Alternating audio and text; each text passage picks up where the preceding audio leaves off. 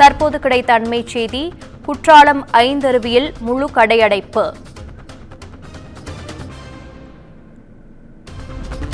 வாடகை பிரச்சினை உட்பட 9 அம்ச கோரிக்கைகளை வலியுறுத்தி குற்றாலம் ஐந்தருவியில் முழு கடையடைப்பு போராட்டம் நடத்தி வருகிறார்கள்.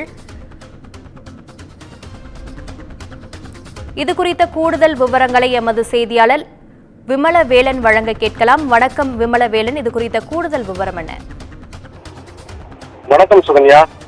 தென்காசி மாவட்டத்தில் புகழ்பெற்ற சுற்றுலா தலமான குற்றாலத்தில் திரு குற்றாலநாத சுவாமி கோயிலுக்கு பாத்தியப்பட்ட வாடகை கடைகள் மற்றும் தற்காலிக கடைகள் ஏராளமான உள்ளன. குற்றாலநாத சுவாமி திருக்கோவில் வாடகைதாரர்கள் மற்றும் குற்றாலம் வியாபாரிகள் சங்கம் சார்பில் 9 அம்ச கோரிக்கைகளை வலியுறுத்தி இன்று குற்றாலம் முழுவதும் முழு கடையடைப்பு நடைபெற்று வருகிறது. இதனை முன்னிட்டு குற்றாலம் அருவிகளில் உள்ள அனைத்து கடைகளும் இன்று அடைக்கப்பட்டுள்ளன. குற்றாலநாத சுவாமி திருக்கோயில் நிர்வாகமானது குற்றாலத்தில் உள்ள வியாபாரிகளை வாடகை பாக்கி முழுவதை செலுத்தாவிட்டாலும் கடை சுவாதீன உரிமை ரத்து செய்யப்படும் என்றும் அவர்கள் அறிவிப்பை வழங்கினர்.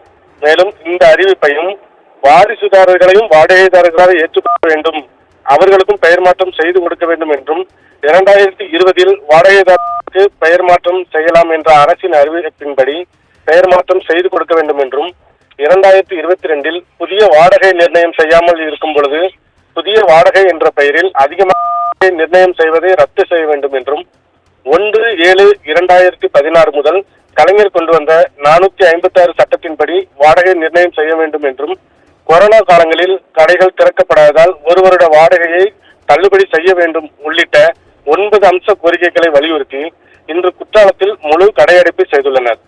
இந்நிலையில் விடுமுறை தினத்தை ஒட்டி குற்றாலத்திற்கு வந்த சுற்றுலா பயணிகள் இன்று குற்றாலத்தில் நடைபெறும் கடையடைப்பு காரணமாக டீ மற்றும் டிஃபன் போன்ற சாப்பிட வழியின்றி தென்காசி மற்றும் செங்கோட்டைக்கு புறப்பட்டு சென்று கொண்டிருக்கின்றனர். மெயின் ரோடு, ஐந்தருவி உள்ளிட்ட அருவிகளில் இயங்கும் 500க்கும் மேற்பட்ட கடைகளை அடைத்து வியாபாரிகள் சங்கத்தினர் இன்று அடைப்பு போராட்டத்தில் ஈடுபட்டு வருவதால் சுற்றுலா பயணிகள் கடும் அவதிக்கு உள்ளாகி வந்தனர்.